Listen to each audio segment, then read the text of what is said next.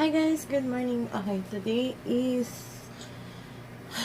a mukbang day. It's not really a mukbang, but I'm gonna be trying out the Calbee Jack and Jill Calbee honey butter chips. Matagal ko na ito nakikita sa grocery. It's just that alam mo parang it's really worth trying. I don't know. So we're gonna try this out today. Pasensya na medyo messy ang background. Wala po akong filming space. So, we're gonna open this bad boy out. If you guys are interested to know what I think about these, because I'm very picky with some of the chips I eat, keep on watching. And of course, don't hesitate to click the subscribe button and the notification bell so you'll be informed of new video Daya Girl uploads. Okay? Let's get it started. So, ito lang guys, kakagising ko lang. Tapos, it's about 4:30 into the morning. Kung ayaw nyo maniwala, ito ha. Pakita ko sa inyo yung oras. Ayan. 4:38 po ng umaga. Naisip ko gumawa ng video ngayon kasi medyo relatively quiet and young is hungry. Kakagising ko lang. Ayoko pa kumain ng healthy. So, nabuksan ko na yung chips.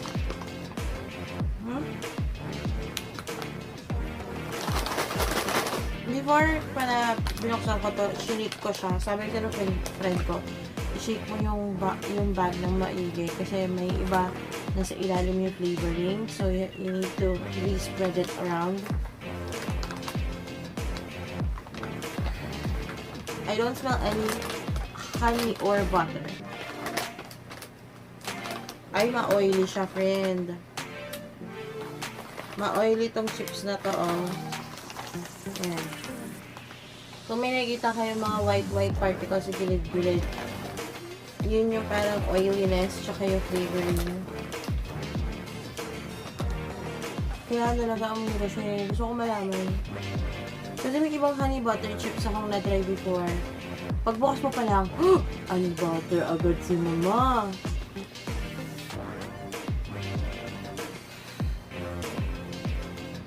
Smells weird. But let's not decide from the smell, we decide through the taste.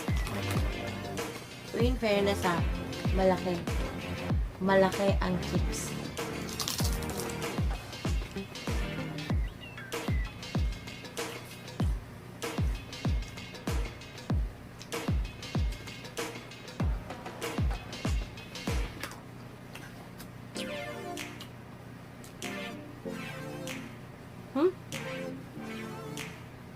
Okay. Okay.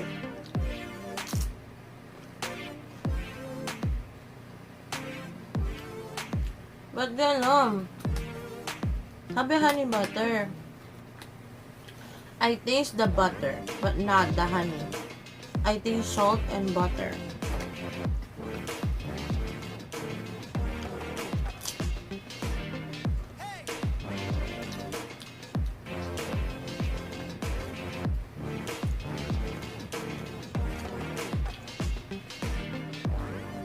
It doesn't taste like honey butter for me.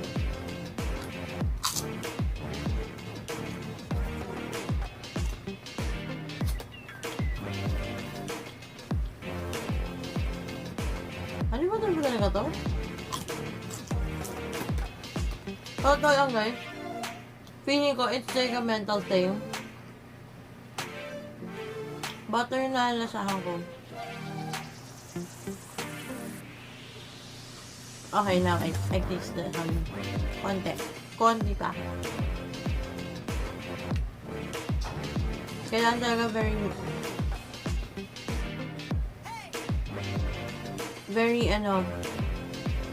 napatagal mo sa dila mo yung chips para malasahan mo yung honey. It's really very minimal.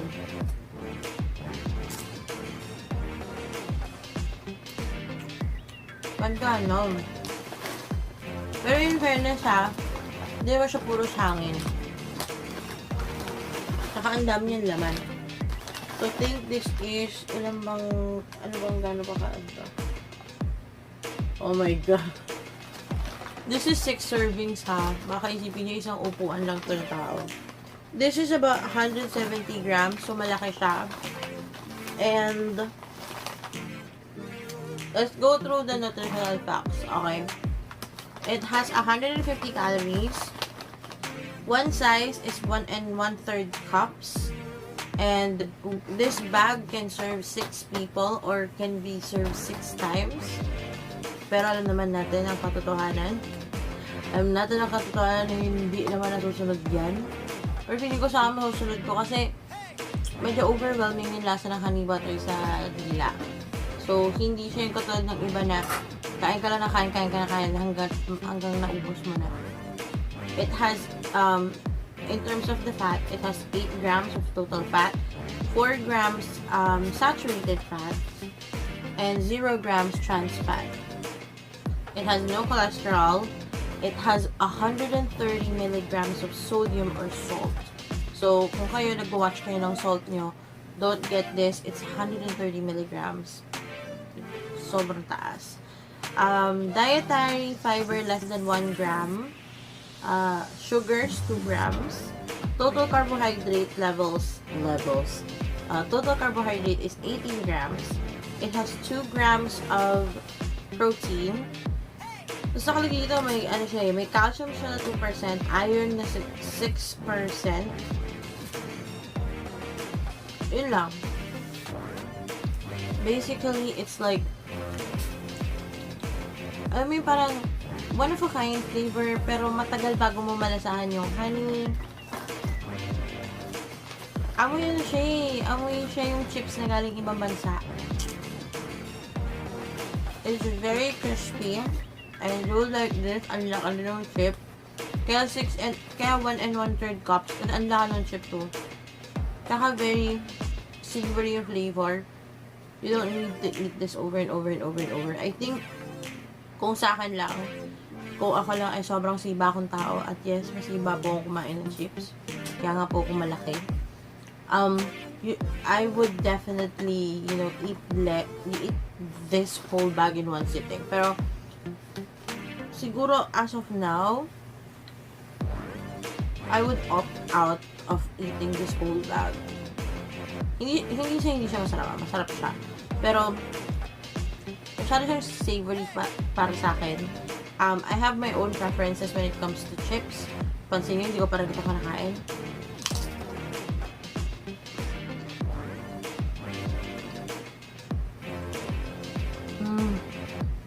Masarap siya. Okay, no doubt. It's really good. It's just that it's too savory for me. Tama nga yung recommended na dito, 1 1/3 cups.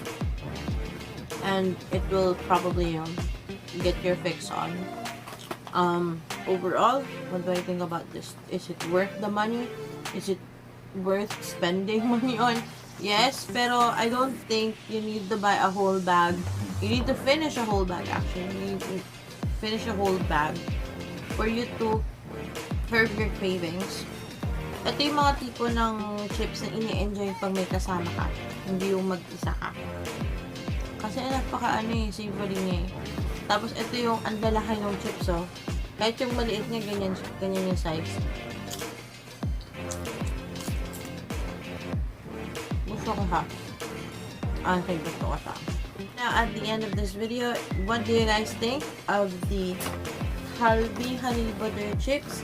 Do you like these chips also? What do you think about them? Go to the description box. Go to the comment section and let me know your thoughts about this. Go to the description box to see everything related to this and also to check out my social media links. And with that being said, I have to go. Thanks so much for watching. Bye!